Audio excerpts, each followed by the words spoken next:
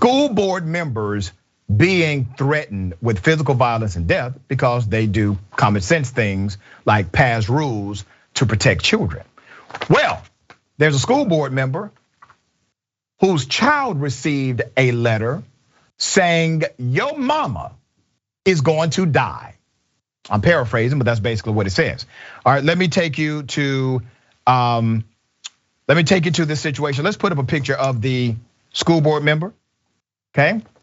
Local school officials across the United States are being inundated with threats of violence and other hostile messages from harassers nationwide, fueled by anger over masks and other issues inside of the school.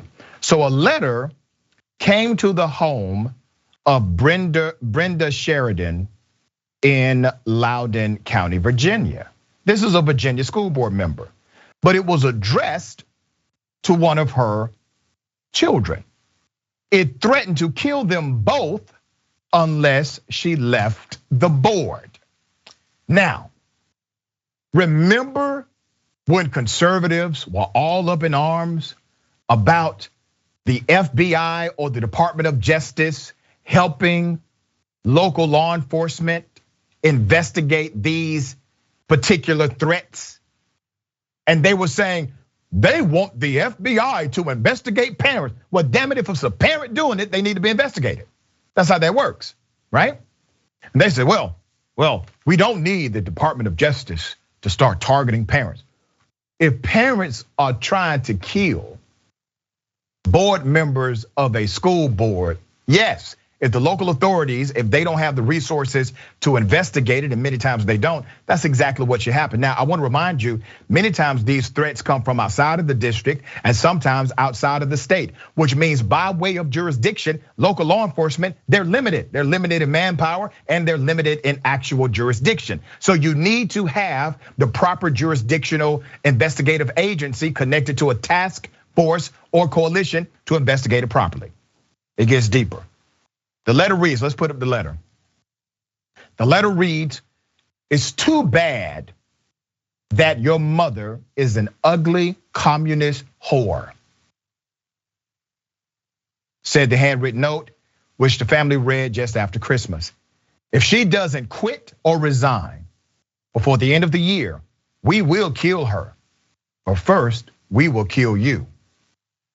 Now imagine getting this kind of note about your mom. Imagine this. And all your mom has done is serve. Nobody runs and serves on the school board because they want to make a bunch of money, because they don't get paid a bunch of money. 90% of those who serve on school boards are people who are active in their local community. They care deeply about their local schools, and they are typically parents, all right? While investigating death threats to school board members, Reuters found about half of the hostile messages documented were sent to Sheridan, a former chair of the Loudoun County, Virginia School Board, amid controversies over coronavirus protections, anti-racism efforts, and bathroom policy. 22 messages sent to Sheridan or the entire board included death threats, or said members should be or would be killed. In June, she received a threat saying, and I quote, Brenda, I am going to gut you like the fat pig you are when I find you. More investigation uncovered. School board members across the United States have endured a rash of terroristic threats and hostile messages ignited by rolling controversies over policies on curtailing the coronavirus, bathroom access for transgender students, and the teaching of America's true racial history. That's the whole CRT debate, right?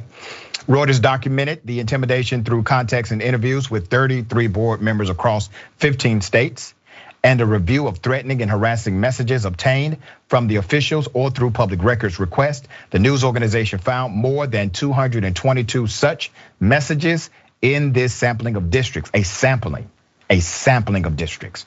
School officials or parents in 15 different counties received or witnessed threats they consider serious enough to report to the police. School officials reported the messages to law enforcement in those 3 cases, as in many others documented by Reuters.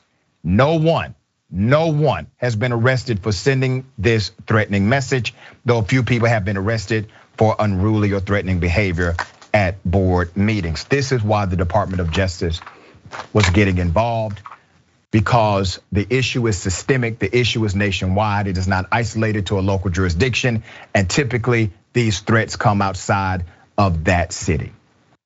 Many times, we've even seen them travel as a crew from state to state, threatening school board members. It's important to note 100% of these folks, and damn it, I am absolutely making an assumption, but I would take this assumption to the bank. 100% of these folks are Trump supporters. Let's keep it 100. Sister, what are your thoughts here? All I heard was terroristic threats, intentional infliction of emotional distress, injuring children. I heard charges. Where are the police? We need to investigate this. We really have to protect our school teachers and our school boards. If it weren't for teachers, where would half of us be? Let's be honest about that. And this is getting ridiculous. And I agree with you. I think that most of them probably are Trump supporters. They got away with that little riot on January 6th, and they think they can do what they want to do now. We get in front of this right now before it starts to spread. We don't need to wait until somebody come and start really hurting people like they clearly are doing in a few cases this year. We don't need to wait until it gets there. This needs to be taken serious and nipped in the bud right here, right now. Yeah, and it can be. They have the resources, they have the manpower. I'm talking about nationally. Now, here's what has to happen. Washington or the federal government, they have to stop bending for these local movements that say, no, we don't want the federal government. Damn that. We need the federal government to be involved, all right? There are a lot of people throughout this country who are not even reporting the threats. I know of some of them personally who aren't even reporting the threats they're receiving because they don't want to become part of the news story.